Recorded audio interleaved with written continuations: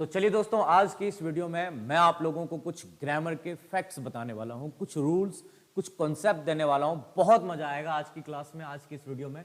दोस्तों direct to the point में बात करता हूं, हमेशा की तरह आज भी इस वीडियो में मैं आपको डायरेक्ट टू द पॉइंट बात करने वाला हूं। सेंटेंस यहां पे चेक कर पा रहे होंगे। क्वेश्चन है कि we had scarcely reached the place then it started to rain. Sentence में चेक करेंगे, देखने के बाद, पढ़ने के बाद ऐसा लग रहा है कि सेंटेंस सही होगा, लेकिन दोस्तों मैं आपको बता दूं ये क्वेश्चन गलत है। क्यों गलत है? डायरेक्ट हम टू द पॉइंट बात करते हैं। आपको यहां पे एक वर्ड दिख रहा होगा स्कार्सली। तो दोस्तों एक चीज हमेशा ध्यान रखना है कि जिस किसी सेंटेंस में स्कार्सली होगा, ध्यान रखिएगा दोस्तों, स्कार्सली होगा, उस सेंटेंस में अगर कंजंक्शन आया हुआ है तो वो कंजंक्शन सिर्फ और सिर्फ व्हेन होगा। क्या होगा? व्हेन होगा। दोस्तों याद रखना है, ये सिर्फ स्कार्सली के साथ नहीं, अगर सेंटेंस में रेयरली भी आ जाता ना तो भी उसके साथ कंजंक्शन क्या लगाते हम? व्हेन का यूज करते। और अगर हार्डली भी आ जाए, हार्डली, तो दोस्तों हार्डली के साथ भी हम क्या यूज करेंगे? व्हेन का यूज करेंगे। बेयरली के साथ भी व्हेन का यूज करेंगे हम।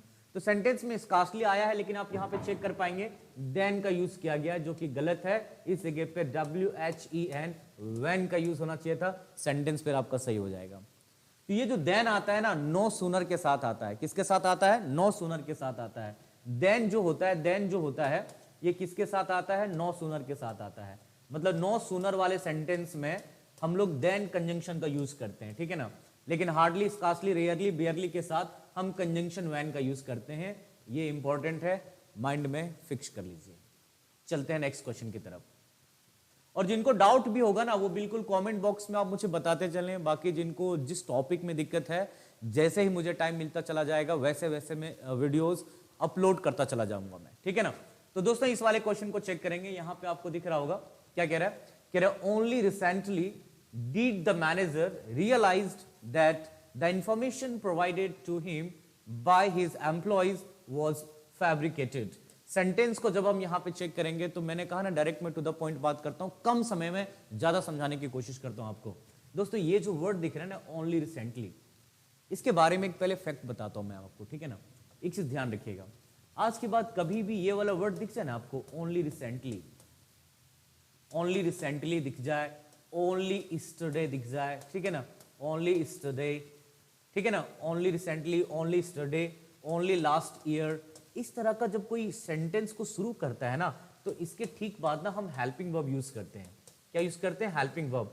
कहने का मतलब ये है कि ये जो वर्ड्स है ना, ये इन्वर्जन को शुरू करते हैं। Inversion means putting the verb before the subject. Last की वीडियोस को देखेंगे जो मैंने अपलोड किया हुआ है, उसमें मैंने ये चीज बताया हुआ है, ठीक है ना। तो ओनली रिसेंटली के बाद क्या होता है? हेल्पिंग वर्ब का यूज करते हैं जब सेंटेंस को शुरू करता है। तो इस वाले सेंटेंस को जब हम यहाँ पे चेक करेंगे तो ओनली रिसेंटली से सेंटेंस शुरू हुआ है और इसके ठीक बाद देखेंगे हेल्पिंग वर्ब आया हुआ है, मतलब डिड आया हुआ है। तो डिड जो होता है वो क्या होता है? सिंपल पास्ट का हेल्पिंग वर्ब होता है। और एक दूसरा फैक्ट कि जब किसी सेंटेंस में डिड आपको दिख जाए ना, तो उसके बाद आने वाला जो वर्ब होता है ना, वो फर्स्ट फॉर्म में होता है। और यहां पे देखेंगे रियलाइज्ड फर्स्ट फॉर्म में नहीं है, मतलब एरर आपका यहीं पर है।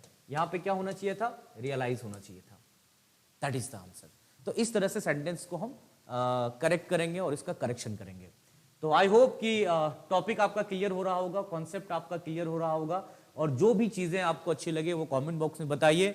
जो चीज अच्छी नहीं लगे कमेंट बॉक्स में बिल्कुल बेधड़क आप मुझसे बोल सकते हैं। और जिस टॉपिक में वीडियो चाहिए ये भी आप मुझे बताइएगा, ठीक है ना। चलते हैं नेक्स्ट कॉन्सेप्ट की तरफ। हाँ, ये बेहतरीन क्वेश्चन है। Have a look everyone. कह रहे he is too foolish that he will not act.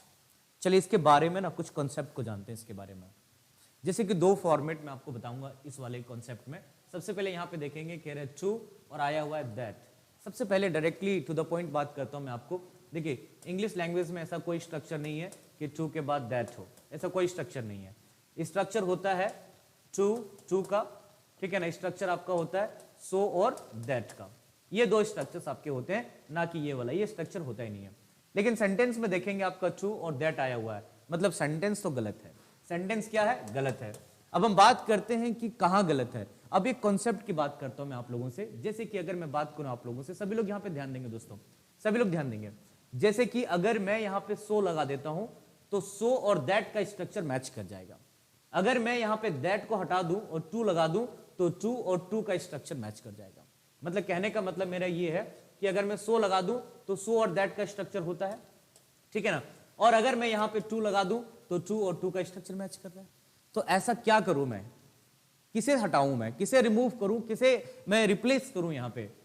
तो चलिए मैं डायरेक्ट टू द पॉइंट बात करता हूं, डायरेक्ट मजा आएगा। आज के बाद ये वाला कॉन्सेप्ट जो है ना बिल्कुल क्लियर आपका हो जाएगा।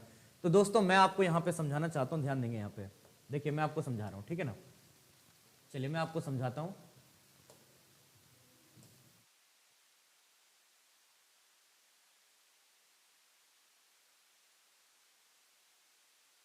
देखिए आज के बाद आपको ध्यान रखना है कि सेंटेंस अगर टू और टू वाला होता है ना, तो इस टू के ठीक बाद ना वर्ब की फर्स्ट फॉर्म का यूज किया जाता है।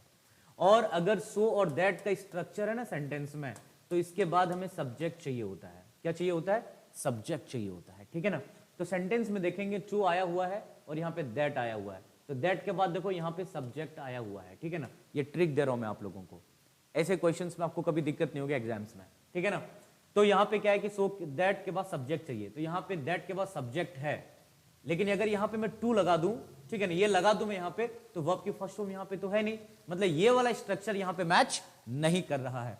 इसका मतलब यहाँ पे हमें सो का यूज करना चाहिए, so that he will not act, फिर आपका सेंटेंस सही हो जाएगा।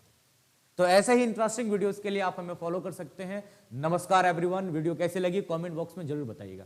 Thank you everyone.